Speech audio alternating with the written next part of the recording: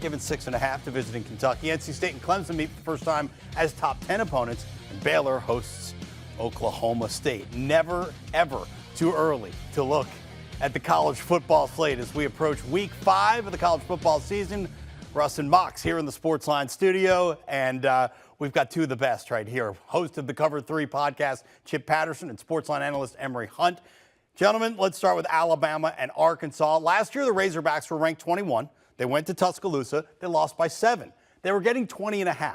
This weekend, they're getting 17.5 at home against Alabama, and the total is 61. Emory, you had the first crack at this one. I feel like Alabama is still looking for a signature win this season, and I feel like this lines up perfectly with the matchup against Arkansas, who's trying to get out that nasty taste of the loss of last weekend out of their mouths. So I feel like Alabama will come into this ball game, take control early, and really dominate Arkansas. Even though I'm a big Arkansas Razorbacks fan, I feel like Alabama is looking for that statement win of the 2022 season. I believe this will be it. I generally think the Crimson Tide will cover, but my most confident play in this game is to attack the total and to go over, because in that game last year, 42-35. And what do we see right now? Bryce Young, who threw for 550 yards against this Arkansas defense, is now facing a Razorback secondary that has been leaky in terms of trying to defend the pass against everyone else, and they haven't even faced the reigning Heisman Trophy winner. I think it's also a good sign for Alabama's passing attack that Ja'Cory Brooks, the very talented sophomore, had a big game last week against Vanderbilt. And so I respect what Arkansas can do offensively enough to know that KJ Jefferson's mobility, his playmaking, that Kendall Briles' offensive scheme might be able to give the Crimson Tide some fits. But ultimately, I think that Alabama does most of the work to get us over 61, but that KJ Jefferson can do enough. 42-35 last year, you're throwing a 61 at me, and I think we might have a similar kind of game playing out. I love the over in this game. Kentucky heads to Ole Miss with history on the line for both teams. UK is looking for back-to-back 5-0 starts for the first time in over 70 years, while Ole Miss is trying to extend its home win streak to 12. That would be their longest in nearly 60 years. Chip, which side of history are you on in this matchup? Give me the Rebs, and I think the key is going to be the Ole Miss defense. I've learned to respect Will Levis. I will admit I was an early hater. I've now become an appreciator. But this Kentucky offense in general is just not up to the par where I think they're going to be ready to go up against an Ole Miss defense that, bolstered by a lot of great transfer talent, has been performing at a very high level. I think that Ole Miss is favored here for a reason, and I think that what the Rebs are going to be able to do is hit just enough plays to win a game that might be a little bit lower scoring than what the total says. But when you give it under a touchdown, I like Ole Miss at home against Kentucky to be able to come up with a huge win to kickstart its SEC campaign. It's because of what you said, Chip, is the reason why I like Kentucky plus the points here. I think Kentucky's defense, DeAndre Square and company, will do a great job in slowing down this offense just enough. And when you combine that with how Kentucky plays offense, I think we'll see them lean more into their run game, operate off play action. They're going to try to shrink this ball game and make it a slow death for whoever is going to have the football last. So I do like the defense of both teams, like you mentioned, but I feel like Kentucky's defense and their ability to run the football and dictate the pace and tempo more so than Ole Miss will make this a tighter game. So plus 6.5, I'm going with Kentucky. We got another game that's plus 6.5. Clemson. They got the longest win streak going on in the FBS. That number's 10. NC State beat the Tigers last season. The Wolfpack, they're ranked number 10 heading into Death Valley. Clemson had all they can handle with Wake last weekend, but they're favored by 6.5, as I mentioned. They're at home. The total, this is what interests me, Emory. The total is 40. 40. What's the play? The play is trust both defenses will show up. Defensive lineman Davin Van of NC State is the reason why I like NC State and the points here to keep this under that 6.5 number. When you look at what they do well, it's interior pressure. You want to start what Clemson does on offense is get interior pressure. So I think that's the matchup we'll see them win throughout the game. Plus, again, this is a spotlight game once again for NC State, a chance to show themselves nationally. They're ranked 10th in the country, and no one's talking about the 10th ranked team in NC State. Well, here's a statement game against a premier blue blood of recent times in Clemson for them to make that statement. So I like NC State, the Wolfpack, plus the points here. Look, I get it.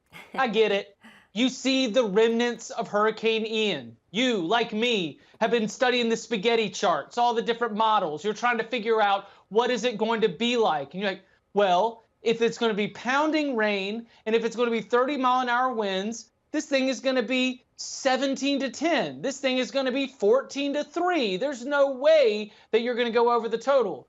But one of the great misconceptions is that while wind will suppress scoring, rain does not. In fact, it's when that defender, slips on the turf. It's when all of a sudden you miss a tackle. You just can't get your hands on it. The ball's a little slippery. I actually think that this is going the wrong direction. I think that this is a super low total for a game where there are so many athletes on the field. It is going to be bonkers. You know, Emory and I are coming to you right now trying to give you an early edge. That's the name of the show. On these kinds of games. But listen, sit around and wait for this because this one is severely impacted by weather. And make sure that you know when the game is going to get played, if the game is going to be rescheduled, and how your local book treats such developments because this is a very fluid situation. But ultimately, looking at 40, that number is too low because of how many skill players are on the field that can turn a touchdown in an instant.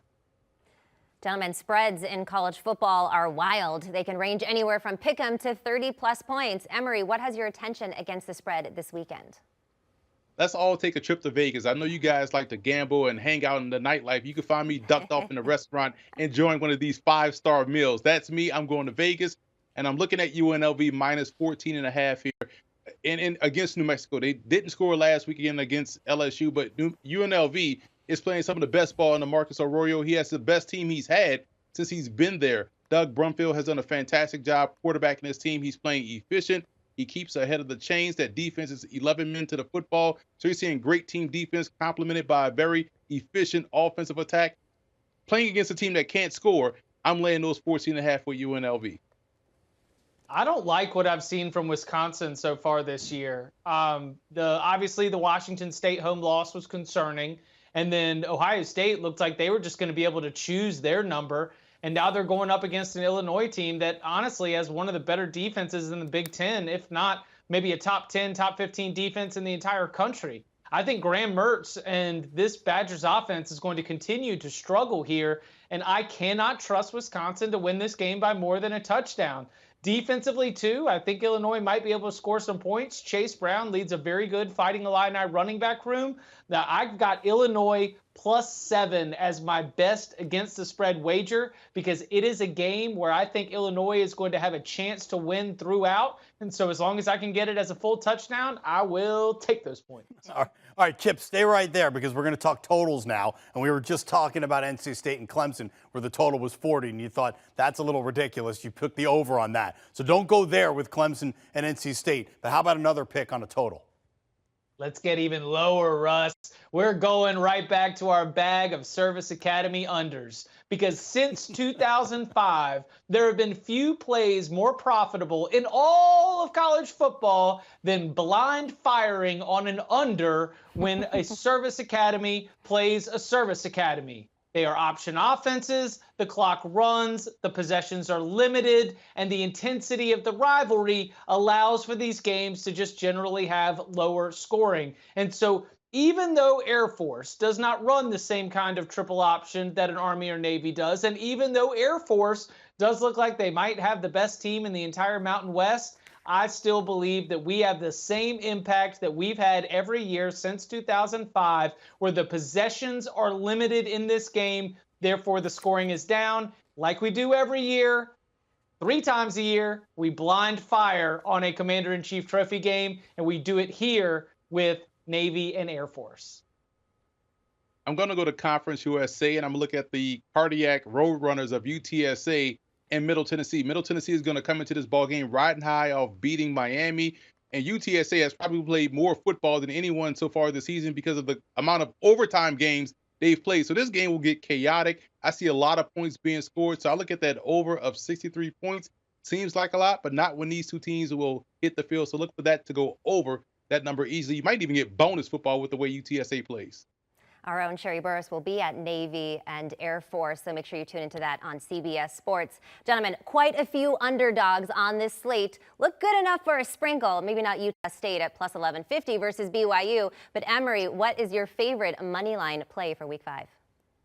Going to the Mountain West, Katie, and you look at Boise State taking on San Diego State. Hank Bachmeier is already into the transfer portal, so that means chaos at Boise, which is not what you want to hear when you're facing a team that dominates at the point of attack like San Diego State does. So I look at San Diego State coming to this ball game, taking advantage of a team that's in disarray and getting a big-time victory over the Boise State Broncos. So San Diego State on the money line is my pick for the week. Love that. You got to think the sirens are going off. We might be pushing Boise into an auto fade team until the numbers catch up. Look, there's not a lot of juice here, but I'm just going to tell you right now, the Kansas Jayhawks are going to win this game, and the AP voters are going to have to wake up and put the Jayhawks in the top 25 when we go into next week. They're going up against Iowa State. Iowa State is favored by about 3.5. Matt Campbell, we love him as a dog. We don't love him as a favorite. But when we've got a quarterback who is playing at the level of Kansas quarterback Jalen Daniels, we continue to ride him. He is the better quarterback in this game going up against Hunter Deckers, and the Jayhawks are still going to be able to play with a chip on their shoulder as they still are not getting the respect they deserve. Kansas remains undefeated. They win this game. Again, it's not a huge payout, but it is the underdog I feel the most confident in winning outright. All right, let's go ahead and recap those picks. Chip likes the over in Alabama, Arkansas, Ole Miss, and the over in NC State, Clemson. His top against a spread wager, Illinois. His moneyline sprinkle is Kansas. And his top wager on a total is the under between Air Force and Navy. As for Emory, he likes Alabama, Kentucky, and NC State. His top against the spread wager, UNLV. Moneyline sprinkle, San Diego State. And top wager on a total is the over between UTSA and Middle Tennessee.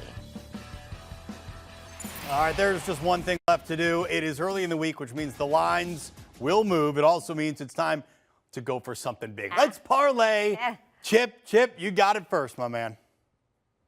Russ, you know I love my themed parlays, so this is the 1964 Final Four parlay, which means we are focusing on UCLA +3. They've got Washington in town on a Friday night. We are looking at Duke -2.5. They are going to be playing against Virginia. This is a good ACC win opportunity for Mike Elko. I think they get it done. We're going Michigan -10.5 against Iowa. I don't know how many points Iowa's going to score. And finally, we've got Kansas State.